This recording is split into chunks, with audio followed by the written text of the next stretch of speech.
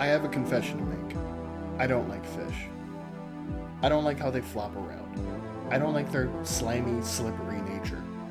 I don't like how suspicious they look after dying, like they had some kind of secret that they took to the grave. I know it's okay to eat fish because they don't have any feelings, but something's in the way between me and eating a good old snapper. Unless it's fried. I can eat fried fish. Now, I may not like fish, but I love to fish in video games. You probably won't catch me with a fishing pole heading down to the lake because at some point I'm probably going to have to touch that fish, and I can't do that. Video game fishing is fun because you don't have to touch those little freaks. You can spend hours just hanging out with your rod out waiting for the big one. I like my fishing games to be in close proximity to the games I usually play. I don't want to venture too far off into the more refined fish games, because before you know it, I'll be packing grizzly wintergreen long cut into my cheeks like a squirrel, and I already quit vaping like a month and a half ago. I love games from Japan, and no one does fishing games better than good old Nippon. That's Japanese for Japan, by the way. So let's get to it. Let's fish on into what I like to call Women Fear Me, Fish Fear Me. I am the harbinger of destruction.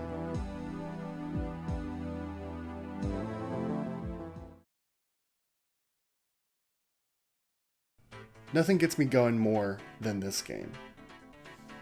In the deep annals of Sega's arcade ventures, no piece of software does the damn thing quite like Sega Bass Fishing. You pick a lure, you cast your line, you wait a bit, and once that floppy, scaly bitch nibbles on the line, it is go time. What starts as a quaint romp in fishy waters turns into what I can only describe as a visceral, high-octane, adrenaline-pumping experience. 4 stages is more than enough for this game. You get unlimited continues on console, and the arcade mode can be finished in like half an hour at most. It's dumb fun. Try to catch the biggest fishy, and you too can be like the elusive ass. This is the game that got me into fishing games. I screwed around one day on Steam, found this for like $5 and gave it a shot. It's good. It's definitely a score attack type of game, and I love that for it. It's timeless. It's got a sequel. I'm gonna be honest with you, I did not know this at the time of writing that this game had a sequel, so let's go ahead and just add this to the docket. Sega Bass Fishing 2 doesn't catch my interest at all, because in the first hour or so, I didn't catch a single fish. No big bass, no small bass, no medium bass to be seen. Perhaps that's because Sega Bass Fishing 2 leans more into the simulation style of fishing game. You manage temperature, time of day, which month you want to play in, etc., etc. There's dozens of different playstyle combinations, from your bait to your boat to your character. Shout out to 480p Joel McHale over here. But the overall experience is lacking severely. I mean, look at this Who Wants to Be a Millionaire ass UI. It's fine. The next game, on the other hand. Sega Marine Fishing is absolutely my jam. The butt rock guitar riffs paired with the bright blue skies, cool Dreamcast waters, and tropical vibes feels like a 311 music video that plays out in my dreams every Tuesday. I could play this game for hours, catching various floppy fishies to my digital heart's content. Seeing that this title came out between Bass Fishing 1 and 2, it still holds true to that Sega arcade charm. There's no simulation aspect to the game, you just fish. You just hang out with your fish. The next 3 games are part of a series that is near and dear to me. Kawa no Nushisuri, localized in the West as The Legend of the River King. If a truck full of Dragon Quest merchandise crashed into a Bass Pro Shop, you'd have this neat little series of games. It's a shame though, only 4 of them came out overseas. The first one I got my grubby little hands on was the PS2 iteration. But let's start at the first localized game for the Game Boy, specifically the Game Boy Color port. When you start Legend of the River King, you learn that your little sister is sick with a mysterious disease that can only be cured by the guardian fish. Your mom sends you on a journey to catch said fish, but on your way you catch fish to make money to progress, you catch fish for villagers who need fish, etc., etc. The core game loop is as follows. You buy bait and tools for your fishing adventure. You fish. You catch fish. You sell fish or give fish away. And then you use that money to buy bait and tools, and yeah, you get it. It's a game loop. That's why they call it a loop. When you eventually do move along through the world, you'll be faced with random battles with various angry wildlife. You smack them around, eat a big meal, or you can just run. It's up to you. I'm clearly underselling this game, but hear me out here. It's fun. It's a bit archaic, but it's cool. It'll test your patience though. River King 2 is a step better in almost every direction. This is the game that first piqued my interest when I read about it in Nintendo Power's October 2000 issue. I didn't play the game at the time because, well, I was literally 7 years old and my allowance money only went on Pokemon cards and gaming magazines, but here I am now at age 28, ready to fish. It's pretty great. This time you're thrown into some save the world type of scenario where you have to collect pieces of a mystical orb I can only assume have been swallowed by various fish. The game is kind of vague about it, and I couldn't find the manual online, but here we are. From the music to the day and night cycle, when you're fishing in this game, it feels like you're being sucked back into the turn of the millennium. I'm not trying to wax poetic about a game based around fishing, but this game takes you places. The next title to be localized in America doesn't seem like much at first. There isn't a whole lot in terms of overworld music, so you're left with cicadas, the comedic clown shoe steps of the player character, and the water. Having said that though, River King: A Wonderful Journey is definitely my favorite. I mean, just take it in. Couldn't you get lost in this game? I know I could. But no good thing can last forever, and we must keep going through our personal quest for fish.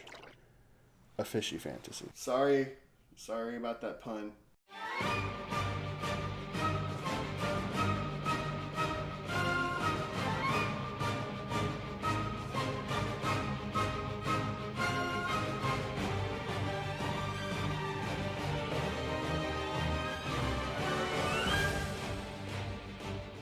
I played Final Fantasy 15 at launch. I enjoyed nearly every minute of it. Yeah, it's got some glaring problems, but one mechanic that is purely and truly flawless, in my opinion, is the fishing. And this is the first time I really played it. Or rather, the first time I really, got into it. I fiddled around with it in 2016, but for this video I assumed the fisher mindset, and I'm happy to report that in just 40 minutes from the start of the game, you can be knee-deep in some fishies. I'm not gonna lie to you. I thought this was gonna be lame. In terms of sheer mechanics, however, Final Fantasy XV's fishing is the best fishing I've seen out of any other game so far. It might not have any butt rock guitars or heavy RPG elements. Ironically, this fishing minigame is attached to a literal RPG, but the fishing in this game earns the privately attacked seal of approval. Whoever designed this minigame put some time into it. It's practically a whole game. I can bet money that there's some fishing aficionado who played Final Fantasy XV just for the fish. There's different locations, dozens of fish and tackle to choose from, rods, reels, bait, the list goes on. There's even a spin-off VR game where you just fish. Monster of the Deep came out in 2017, and I really wish I had a PlayStation VR so I could try this out. Maybe some other time. The next game is the newest title to come out, clocking in at just 3 years old at the time of writing the script. Fishing Star World Tour harkens back to the sheer fun of the sport. It's sick of bass fishing for the rest of us.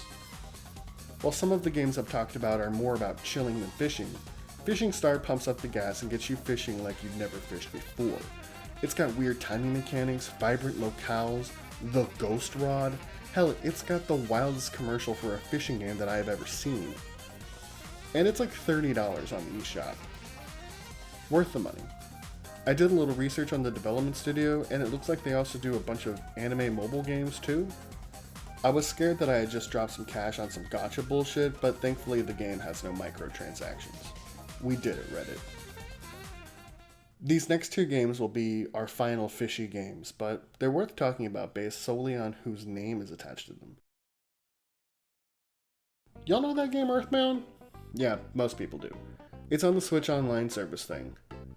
It's the progenitor for Undertale, Deltarune Chapter 1, Deltarune Chapter 2, Lisa, Omori, Eastward, Contact, She Dreams Elsewhere, Hylics, Hylics 2, Oddity, Citizens of Earth, Citizens of Space, Y2K, and that game I'm building in Game Maker Studio that's totally gonna come out soon, I promise. It's about mental health. Quick aside, I know it sounds like I'm dogging on these games, but I'm really not. They're all great games. I'm looking forward to She Dreams Elsewhere specifically. Sorry if it sounded like I was being a cynic. I was kind of being a cynic. Earthbound's lead designer, Hyggestate Itoi, has a long list of professions. But among the titles of actor, writer, game developer, and Iron Shift judge is the most prolific and distinguished. Hyggestate Itoi is a friend of fish. Enter Itoi Hyggestate no Basuri No. 1, developed by HAL Laboratory, released in 1997 for the Super Famicom, and its sequel, Itoi Hyggestate no Basuri No. 1, Keteban, developed by HAL Laboratory, released in 2000 for the Nintendo 64. Neither of these games saw a release overseas. Let's talk about that first game for a second. There's kind of a language barrier here, but I know a fish when I see one. You play as Hyggestate Itoi, and you walk or bike around the lake and cast the line whenever you so choose. The Super Famicom version uses the Super Accelerator 1 chip, the same chip used for Super Mario RPG, Pilot Wings, and over 30 other games, including Balls 3D. When casting the line for the first time, I assumed that this used the Super FX chip, but I was wrong, and it's okay to be wrong. Being wrong rules because you get to learn, just like I had to learn how to reel in this goddamn fish. The N64 version is marketed as a definitive edition, but in reality, it's a whole new game. In lieu of a top-down perspective, you're playing what I can only describe as Doom. But for fish? You walk around the lake in a first-person perspective, while 2D sprites of animal villagers walk around and talk to you. In Nihongo. I'm a bit of a baka gaijin, but there's an extensive guide on GameFAQs by user WhoWasPhone404, in which they go deep into the dialogue, menus, and mechanics of the game. With guide in hand, you can be fishing and frolicking with animal friends in no time. Keteban roughly translates to definitive, final, the last of its kind. Is Hyggestate Itoi Bas no Suri Keteban the last fishing game? Far from it. We've been getting fish games for decades, long past this game's release. The real question is, did we leave something behind in Basuri? Something important enough to let the game call itself definitive?